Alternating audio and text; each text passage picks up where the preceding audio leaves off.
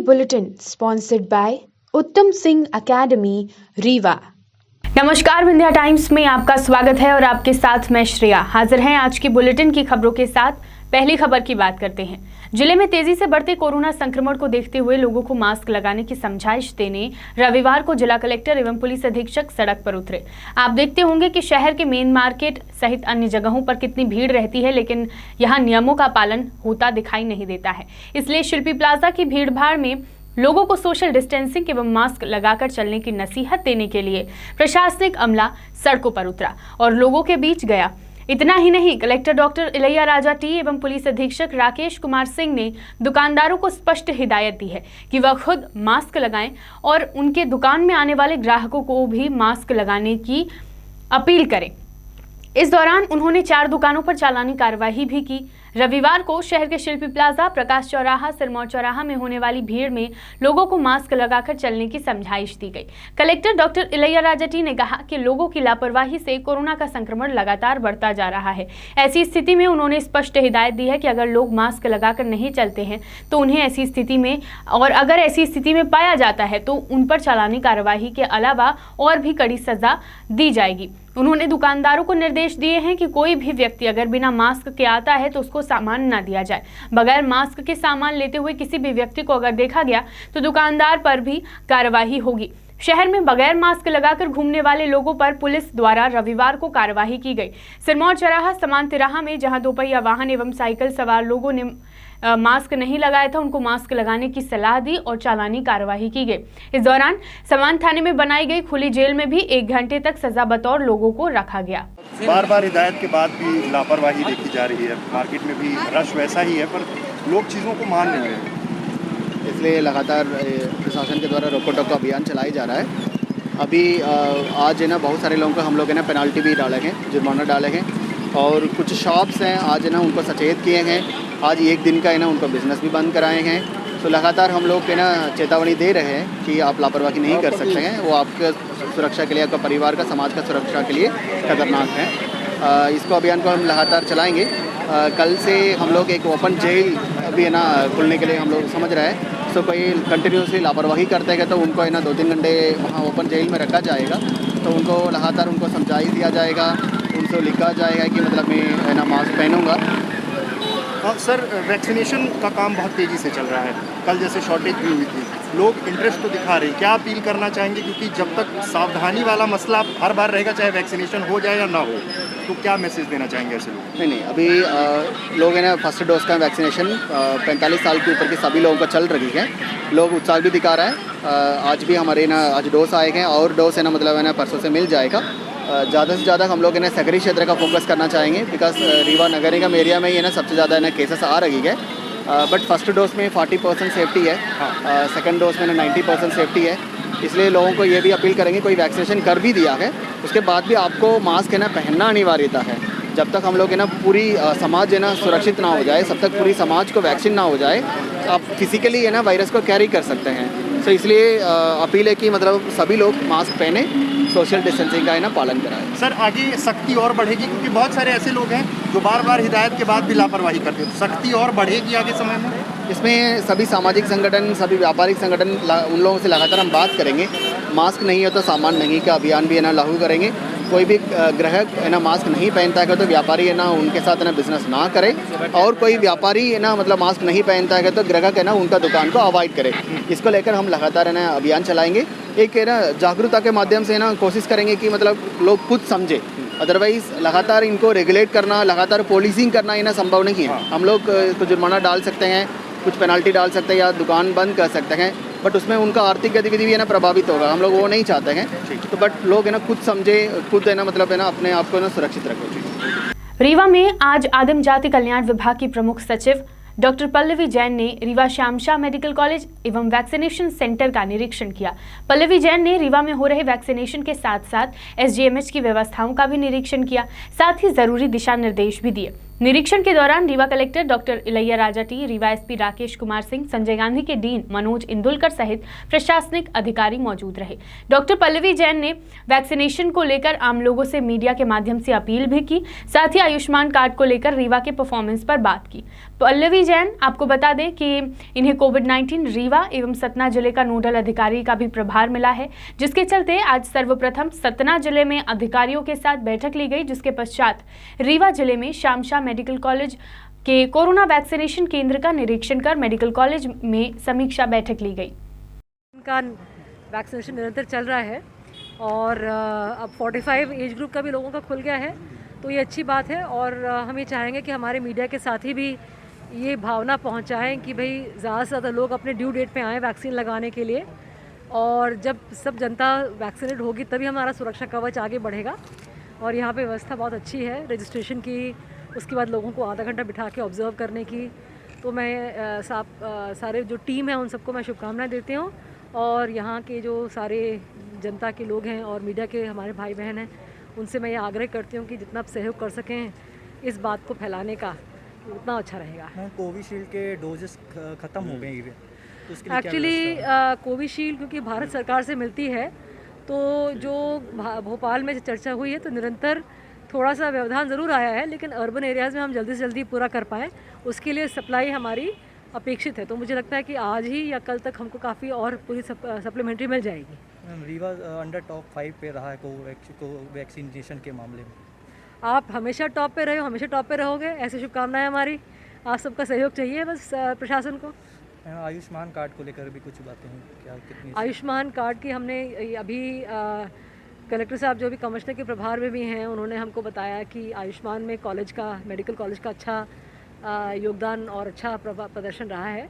और हमने यही बात करी कि जितना आप और बढ़ाएंगे आयुष्मान को उतना लोगों को फ़ायदा मिलेगा। तो काफ़ी कार्ड्स भी बहुत बड़ी संख्या में अभी हाल में बने हैं और इसको निरंतर जारी रखना है। जबकि हर पात्र व्यक्ति का कार्ड नहीं बन जाता तब तक हमको रुकना नहीं है।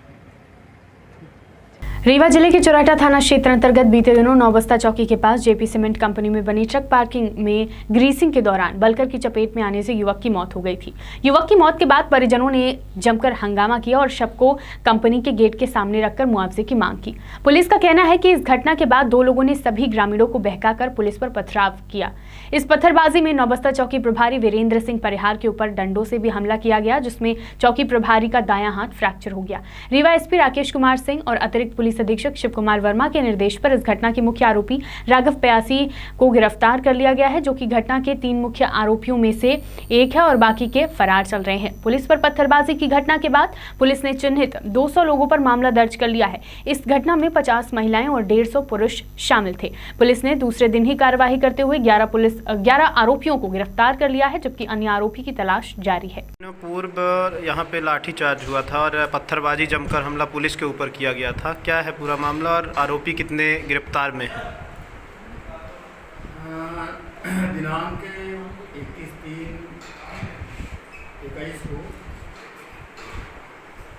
को कब्जियों द्वारा नाजायज मांग की जा रही थी कि जो मृतक कोमल साकेत है उसको 60 लाख उसको मुआवजा दिया जाए, 3 जेपी सीमेंट फैक्ट्री पक्की नौकरी दे, जो कि उचित मांग नहीं थी। और इन लोगों ने लाश घटनास्थल से उठाकर जबरदस्ती ले जाकर गेट में लगाकर और जाम कर दिया। कर्मचारियों को आना जाना बंद कर दिया और पुलिस के समझाने पर लाश भी नहीं उठा रहे थे और इन लोगों ने पुलिस पर पत्थरबाजी की, लाठी किया, मारा।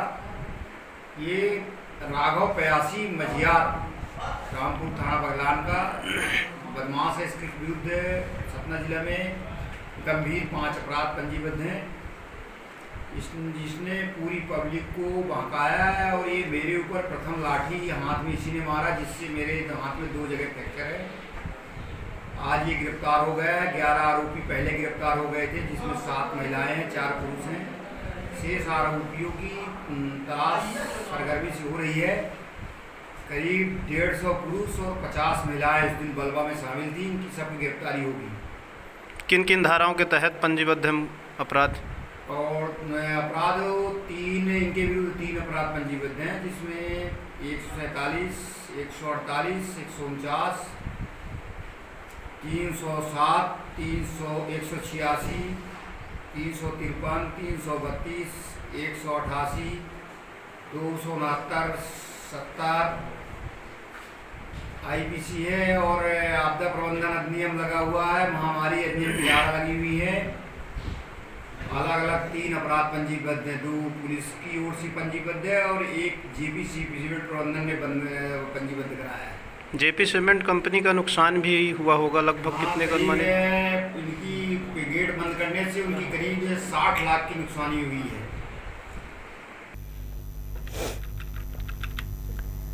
मुस्लिम समाज के आखिरी पैगंबर मोहम्मद साहब के शान में अपशब्दों के प्रयोग के बाद मुस्लिम समाज में आक्रोश है। आपको बता दें कि नरसिंहानंद सरस्वती अखिल भारतीय संत परिषद पीठाधीश्वर शिव शक्ति धाम के द्वारा हाल ही में प्रेस क्लब ऑफ इंडिया की उपस्थित होकर इस्लाम धर्म के संस्थापक पैगंबर हजरत मोहम्मद सल्लल्लाहु अलैहि वसल्लम के विरुद्ध अपमानजनक टिप्पणी की गई थी। इसी को लेकर मुस्लिम समाज के द्वारा आरोपी के ऊपर सख्त से सख्त कार्रवाई करने की मांग को लेकर आज रीवा एसपी के ऑफिस मुस्लिम समाज के लोग पहुंचे और ज्ञापन सौंपा। मुस्लिम समाज का कहना है कि नरसिंहानंद के द्वारा पूर्व में भी ऐसे शब्दों का प्रयोग किया गया है। इस तरह के अपशब्द, इस तरह के घटिया हरकत बर्दाश्त नहीं की जा सकती है। रीवा शहर के वार्ड क्रमांक 40 बंसल बस्ती में आज उस समय बवाल शुरू हो गया जब हैंडपंप में डली मोटर कुछ लोगों के द्वारा निकाली गई, जबकि मोटर आम जनता से चंदा इकट्ठा कर लगाई गई थी। मोटर निकल जाने के बाद भारी संख्या में स्थानीय वहां एकत्र हो गए और आरोप लगाया कि आमजन के सहयोग से हैंडपंप में डाली गई मोटर को कुछ लोगों ने साजिश कर यहां से निकाल लिया है। अब ऐसे में बस्ती के लोग पानी के लिए मोहताज हो रहे हैं। 2 किलोमीटर दूर से पानी लेने जाना पड़ता है। वार्ड के पार्षद ने भी कहा कि वार्ड में जो मोटर आई थी उनमें से एक मोटर वापस कर दी गई थी, क्योंकि यहां आमजन के सहयोग से चंदा इकट्ठा कर एक मोटर लगाई गई थी जिससे वार्डवासी पानी का इस्तेमाल किया करते थे। हाँ, मेरा नाम सरोज बंसल है। मैं वार्ड नंबर 40 का पार्षद हूँ बीजेपी। 4 मोटर आई थी वार्ड में डलने के लिए, तो इसमें चंदा जोड़ के मोटर डाला गया था, तो वो मोटर एक वापिस हो गई थी। 3 मोटर हम लगवा दिए थे। अब जब चंदा देके इसमें मोटर लगाई गई, उस मोटर को सुलीन बंसल ने अपना पैसा बता के और उस मोटर को निकाल ली। ये किनके द्वारा चंदा इकट्ठा किया गया? ये जनता द्वारा इकट्ठा किया गया। कम से कम हजारों की जनसंख्या है यहाँ पे, और इसी में से उनका गुजर बसर पूरा चल रहा है। निस्तार पानी पीते हैं इसी में से, एक लौता हेडपम्प है, इसी में से पूरा निस्तार करते थे। अब इनको कम से कम 2 किलोमीटर दूर इनको जाना पड़ रहा पानी के लिए। आज तो मोटर निकल गई तो ये त्राही हो गए, परेशान हो गए। सुलीन बंसल द्वारा मोटर निकाली गई। लगभग यहाँ कितनी जनसंख्या है? 1000 के करीब। मोटर जी 40 मोटर क्यों निकाल लिया गया? मोटर इसलिए निकाल लिया गया कि वो बोलता कि हमारा पैसा इसमें लगा है, इसलिए मोटर हम निकाल लिए हैं।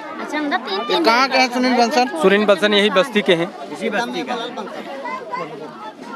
रीवा जिले के ग्राम मनिकवार से 2 पक्षों के बीच मारपीट का मामला सामने आया है। घटना 29 मार्च की बताई जा रही है, जहां एक पक्ष ने दूसरे पक्ष को हॉकी से वार किया। छोटी सी कहासुनी पर यह विवाद बढ़ गया और पीड़ित पक्ष ने चौकी मनिकवार में रिपोर्ट दर्ज कराई। लेकिन पीड़ित पक्ष का कहना है कि चौकी मनिकवार में रिपोर्ट लिखवाने के बाद भी रिपोर्ट की कोई नकल नहीं दी जा रही है। कई दिनों से वह चौकी के चक्कर काट रहे हैं। जब भी रिपोर्ट की मांग की जाती है तो चौकी प्रभारी द्वारा बात को टाल दिया जाता है और कल परसों आने की बात कही जाती है। इस मारपीट में पीड़ित पक्ष को चोटें भी आई हैं। मामले पर कोई निराकरण होता ना देख आज पीड़ित पक्ष रीवा एसपी ऑफिस पहुंचा और यह मांग की कि तुरंत ही पीड़ितों का मेडिकल कराकर रिपोर्ट दर्ज कराई जाए और चौकी प्रभारी मनिकवार को तत्काल दूरस्थ ट्रांसफर किया जाए। बढ़ते हैं बुलेटिन की आखिरी खबर की ओर। सतना जिले के जाने माने बिरला यूनिवर्सल केबल फैक्ट्री के रिटायर्ड वाइस प्रेसिडेंट के पुत्र के घर में देर रात बंधक बनाकर मारपीट कर लूट की वारदात को अंजाम दिया गया। पूरा मामला सतना शहर के कोलगवा थाना क्षेत्र बिरला धूडांग निवासी शर्मा फार्म हाउस का है। यह फार्म हाउस जिले के जाने माने बिरला यूनिवर्सल केबल फैक्ट्री के retired vice president Radheshyam Sharma का है। इस फार्म हाउस में उनके पुत्र दिनेश शर्मा अकेले निवास करते हैं। दरमियानी रात दिनेश शर्मा जब अपने फार्म हाउस में अकेले थे, इसी दौरान फार्म हाउस के अंदर लुटेरों ने प्रवेश किया और दिनेश शर्मा को बंधक बना लिया। जब उन्होंने अकेले हल्ला गुहार मचाने की कोशिश की तो उनके साथ लुटेरों ने जमकर मारपीट की। मारपीट के बाद लूट की वारदात को अंजाम दिया गया, जिसके बाद लुटेरे मौके से फरार हो गए। इस घटना में दिनेश शर्मा गंभीर रूप से घायल हो गए, जिन्हें उपचार के लिए अस्पताल पहुंचाया गया है। जानकारी के मुताबिक करीब 5 की संख्या में लुटेरे फार्म हाउस के अंदर प्रवेश किए थे, जिनमें से 3 लोगों ने फरियादी को बंधक बनाकर मारपीट करते हुए लूट की वारदात को अंजाम दिया। वहीं 2 लोग फार्म हाउस के बाहर ही मौजूद थे। घटना की सूचना घायल के परिजन एवं पुलिस को दी गई। घटना की सूचना मिलते ही सीएसपी कोलगवा टीआई सहित दल बल के साथ मौके पर पहुंच गए। मामला संदिग्ध होने पर पुलिस द्वारा डॉग स्क्वाड टीम बुलाई गई। पुलिस डॉग स्क्वाड टीम की मदद से आरोपियों तक पहुंचने की तलाश में जुटी हुई है। ये रात्रि की लगभग 11 बजे की घटना है। रात्रि में पुलिस गई थी। उस समय फरियादी जो दिनेश शर्मा जी हैं, उनके द्वारा कोई घटना स्पष्ट नहीं बताई गई थी। सुबह उनके परिजनों की तरफ से कुछ सूचना आई है, उस पर हमने प्रेमा फेसिया लूट का प्रकरण दर्ज किया है। इसके कई सारे डायमेंशंस हैं, क्योंकि रात में जब घटना हुई तो काफ़ी लेट उस पर रिपोर्ट हुआ और फरियादी के द्वारा पुलिस के बार बार कहने के बावजूद ही मेडिकल भी नहीं कराया गया और रिपोर्ट भी नहीं कराई गई है। तो पूरी केस को हम लोग इन्वेस्टिगेट कर रहे हैं। जो परिजनों ने जानकारी दी है उसके आधार पर लूट का केस रजिस्टर किया है और सभी जो एंगल्स हैं उस पर इन्वेस्टिगेट कर रहे हैं। विंध्य की तमाम खबरें लेकर कल फिर हाजिर होंगे। देखते रहिए विंध्या टाइम्स। बहुत बहुत धन्यवाद।